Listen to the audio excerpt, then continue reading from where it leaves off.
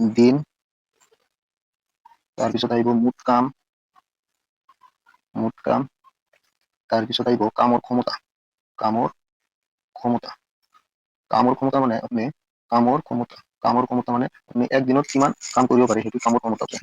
এতিয়া চাওক কোশ্চেনত কি আছে, কোশ্চেনত দি আছে এ অকলে এক কাম 20 दिन में पूरा कर सकता है। মানে আমি কি লিখিম ইয়াত এ লিখিম আৰু কাম কোনে কোনে কৰিছে এ আৰু বি কৰিছে। আমি ইয়াত সিৰিয়াল কি কৰিম এ আৰু বি লিখিম আৰু কোশ্চেনত কি দিছে, কোশ্চেনত দিছে এ আৰু বি দুজনে একেলগে কিমান দিনত কৰিব পাৰিব। আমি কি কৰিম তলত এনেকৈ আঁচটা নি এ আৰু বি দুজন একেলগে নকৰিম এ প্লাছ বি।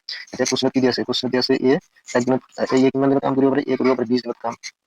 এৰ দিনৰ টাইম কিমান লিখিম 20 দিন লিখিম আৰু বি কিমান দিনত কৰিব পাৰে, বি কৰিব পাৰে 30 দিনত কাম। বিৰ দিনৰ টাইম কিমান লিখিম 30 দিন। এতিয়া কোশ্চেনত দিয়া আছে কি দিন কেতিয়া দিয়া আছে, এৰ দিন দিয়া আছে আৰু বিৰ দিন দিয়া আছে। এতিয়া আমি মুঠ কাম আৰু কামৰ ক্ষমতা কেনে কৰিম।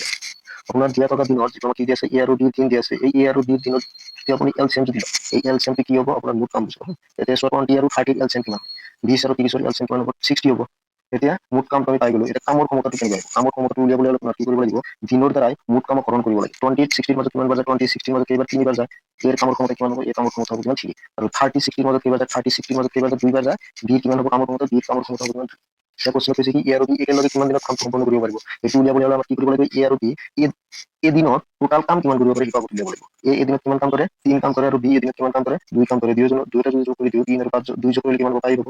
এ আৰু বি দুয়ো একেলগে একদিনত কিমান কাম কৰিব পাৰে 5 কাম কৰিব পাৰে। মানে 65 দ্বাৰা ডিভাইড কৰিলে কিমান হয়, 65 দ্বাৰা ডিভাইড কৰিলে কিমান হ'ব 12 হ'ব।